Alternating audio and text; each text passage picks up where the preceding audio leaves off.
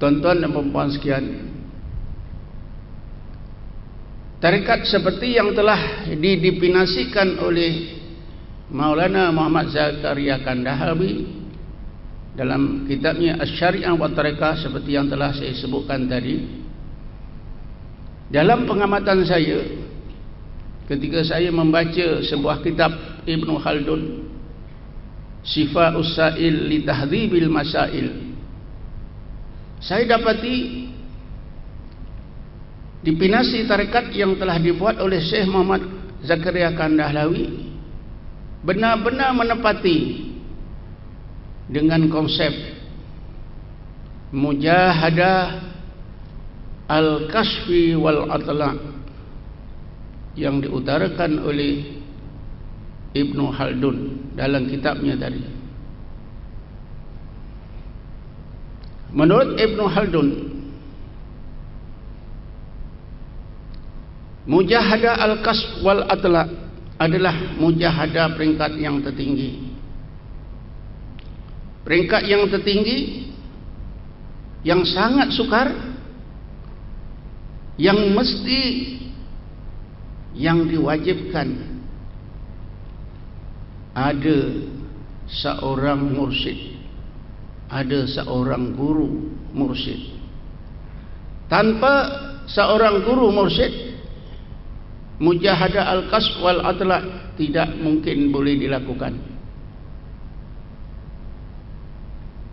Tuan-tuan dan puan-puan sekalian, dalam mujahadah ini, kata Ibnu Khaldun, seseorang yang menjalani mujahadah ini, kata Ibnu Khaldun, akan mengalami dua keadaan. Pertama,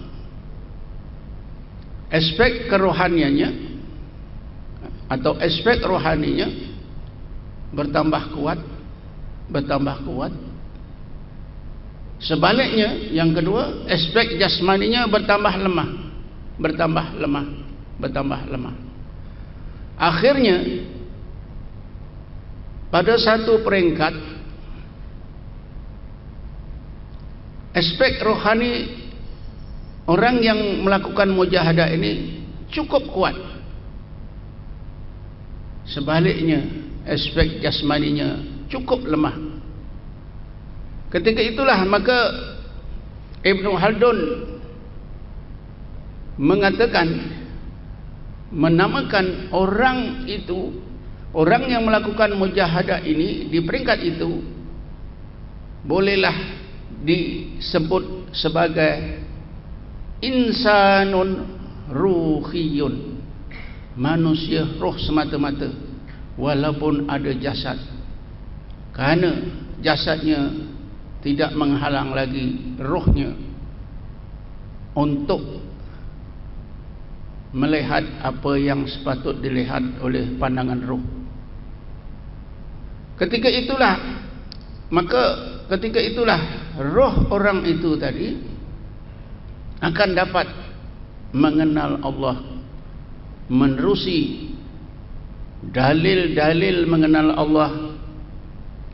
Yang ketiga, yang tersirat di dalam semua kejadian, atau dengan istilah lain, yang berada di alam malakut. Tentunya tuan-tuan dan puan-puan, mahasiswa dan mahasiswi masih ingat bila belajar mengenal Allah, menerusi ilmu tasawuf, ilmu tauhid. Di sana kita didedahkan dengan dua dalil. Pertama, dalil naqli, dalil Quran dan hadis. Yang keduanya dalil akli, yaitu seluruh kejadian Allah menjadi dalil akli, logik akal kita. Dalil naqli disebut juga dengan istilah ayatun makru'ah ayatun matluwah, dalil-dalil yang dibaca. Dalil akli disebut juga dengan istilah ayatun mar'iyah, dalil-dalil mengenal Allah yang dilihat oleh mata kepala. Tetapi apabila kita belajar ilmu tasawuf, di sana ada satu lagi dalil yang kalau kita tidak belajar ilmu tasawuf dan tarekat, kita tak akan menemui dalil yang ketiga.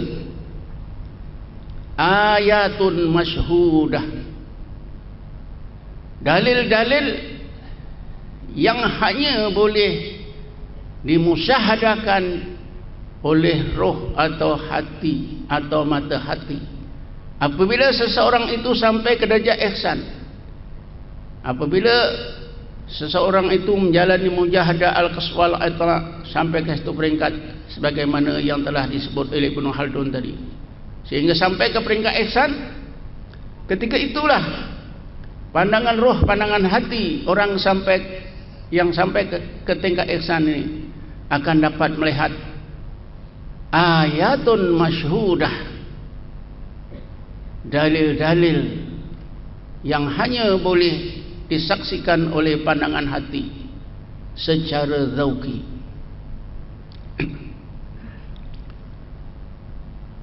Dalil-dalil ini tersirat dalam semua kejadian, atau disebut juga yang berada di alam malakut. Kalimah malakut ini disebut dalam Quran hanya 4 kali. Tapi Imam Ghazali dalam kitabnya Jawahirul Quran, di antara mutiara yang sangat berharga dalam Quran ialah kalimah malakut. Kalimah malakut. Tuan-tuan dan puan sekalian, mahasiswa dan mahasiswi, dalil-dalil atau ayatun masyhudah ini, dalil-dalil yang hanya disaksikan oleh mata hati ini,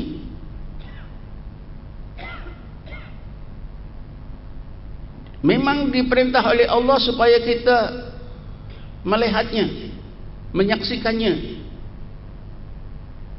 Kita semua, setiap diri orang mukmin, lelaki dan perempuan,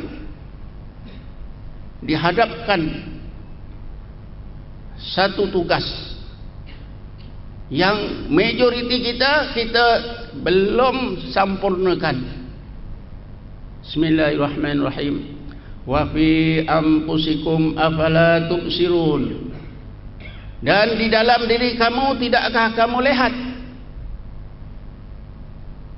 Mahasiswa dan mahasiswi, tuan-tuan dan perempuan, kita semua, cubalah jawab dengan iman masing-masing. Adakah kita sudah menyahut seruan Allah Subhanahu wa taala, wa fi anfusikum afala tubsirun? Allah perintah kita supaya melihat ayat-ayat Allah yang berada di alam malakut kejadian kita, bukan dengan mata kepala, bukan dengan pembesar suara, pembesar alat-alat pembesar, mikroskop, tapi dengan pandangan hati, dengan pandangan roh. Jadi jalan yang menyampaikan, jalan yang membolehkan kita untuk melihat ayat-ayat Allah, dalil-dalil mengenai Allah di alam malakut, terutamanya yang ada di dalam diri kita sendiri, jalannya ialah ilmu tarekat, ilmu dan amalan tarekat. Tapi ilmu dan amalan ini sudah diragui sebagaimana yang saya telah bacakan tadi.